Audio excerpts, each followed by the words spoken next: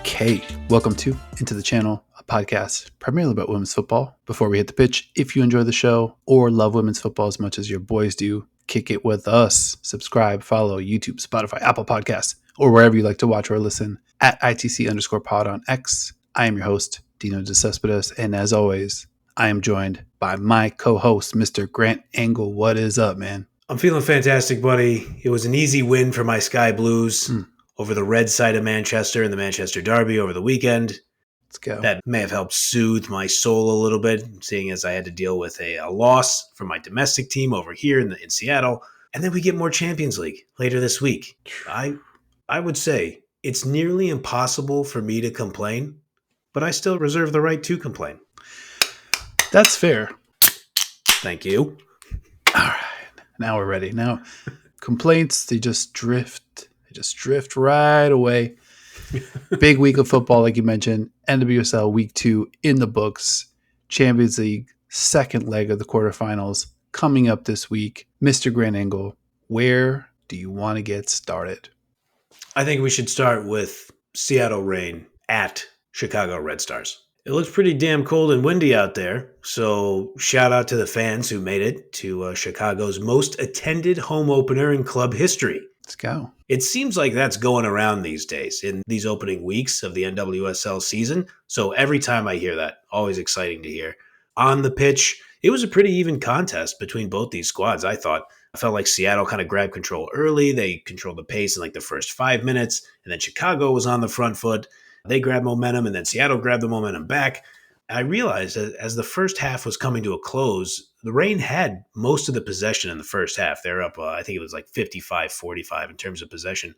But it never really felt too overwhelming at any point. But then, as the half started to come to a close, 42nd minute, I believe it was, we had a bad... Well, I'm a journalist now. Okay, put the journalism hat on. Seattle had a bad giveaway. They were kind of forced into a bit of scramble mode. The Reign wasn't able to clear it. And Julia Bianchi, Brazilian, had an open rip on goal. She buried it. 1-0 Chicago going into halftime. But I felt like the result was still up in the air for both sides. Yeah, I think so too. I thought this one was sort of typical of like an early season, physical feel out kind of match. There was one play like halfway through the first half when Jenna Bike, she's driving a ball in. The ball squirts through like the Reign keeper's Claudia Dickey's hands. And right as Alison Schlegel, I think, she gets onto it, it's just like a pile of bodies. For a second there, I thought we might have been watching Seahawks Bears Soldier Field. Like it was just, one of those clouds of dust. Right. On that goal, though, that you mentioned, all Bianchi on that play. 50-50 ball pinging around the top of the 18. Didn't even need to look at the keeper's position. Head down. She's thinking, if I put that ball exactly where I want to put it, top corner, there's nobody touching it. I'm scoring. Yeah, well said. Professional touch by Bianchi for sure. Coming out of halftime, I felt like the first 15 minutes looked really promising for Seattle. I mentioned in our season preview that this squad needs to kind of continue working together to build some chemistry. You already know what time it is with all the important players they lost over the offseason. Mm-hmm. I thought the link-up play between Ji So-yun, more on her in a minute, and Jess Fishlock was getting better. Friend of the program, Leanne Sanderson, astutely pointed out on the NWSL Plus broadcast that they were just kind of like missing that last piece of connectivity in the final third. Yep. So you would see G kind of connecting with Fishlock in some spots. It's just like, where's the other attacking player to kind of put the chance away? But then Ji So-yun just pretty much decided, okay, if the link-up play is missing the last piece, I'll just go ahead and take care of business. The ball comes near G at the top of the box. She takes one touch to control it and then hits a volley as fresh as a coat of snow on the city of Chicago, or Bridgeview, if you're interested in that. It deflects off the inside of the post, glances in for the goal. Woso Twitter immediately explodes with the Wonder Strike. Bridgeview, beautiful this time of year. Yeah, I think that goal, a business absolutely taken care of by G on that one. Yeah. Total masterpiece. Comes off the inside of the post, just totally indefensible. And I think, to be fair to your Reign, I think there was some symmetry to this one because this one also came off a failed clearance by the Red Stars defense. Mm-hmm. One of the few low points for them defensively. But oh my gosh, what a goal. again, friend of the pod, Leanne Sanderson, also had something to say about this one. Might be the goal of the season. Hard to argue with her viewpoint there. Yeah, for sure. Just a crushing strike from G in a really important spot. Oh, yeah. It felt good in that moment. And I used the term moment there. For them. Felt good for them. Not for yeah, us. We felt nothing. Straight down the middle. As a journalist, I just watched and said, yes, 1-1. That's the score. A goal has been scored. So for people with a rooting interest, again, not us, that was a great feeling. But then Chicago showed some real grit, kind of just taking the momentum back almost immediately. 24-year-old American left back Taylor Mollum, she streaks down the left-hand side. It's a pretty good cross into the danger area. It doesn't connect with her primary target, but there's Chicago's German right back Maxi Rahl, who does some extremely German shit and just is following the play, is in the right spot, and then easily volleys the ball right into the net. Really fundamentally sound from Rahl. Knew exactly where she had to be on the play. It's a well-earned goal for her. Just 3 minutes after Seattle equalized. And then from there, Chicago was really kind of just able to see the game out. I want to just add a couple quick notes, quick hitters for you. Leilani Nesbeth, she came on in the 79th minute, making her the first Bermuda international to make an appearance in the NWSL. So huge congrats to her. Nice. Laura Harvey brought on Emery Adames and Ziara King in the 81st minute to try to create a jolt for the Reign attack. Adames did some of that.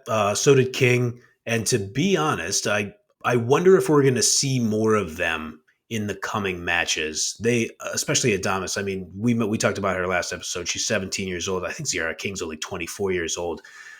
I think it would be worthwhile to try to inject that energy earlier in the match. I know you got to be careful with Adames, especially as a young player. But while we wait for Veronica Latsko to return, Latsko was huge in the playoff push last season.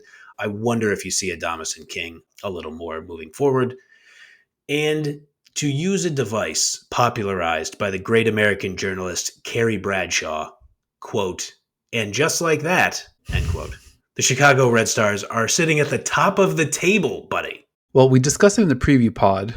Chicago gave up 50 goals last season, 5-0, full Molly Shannon leg stretch 50.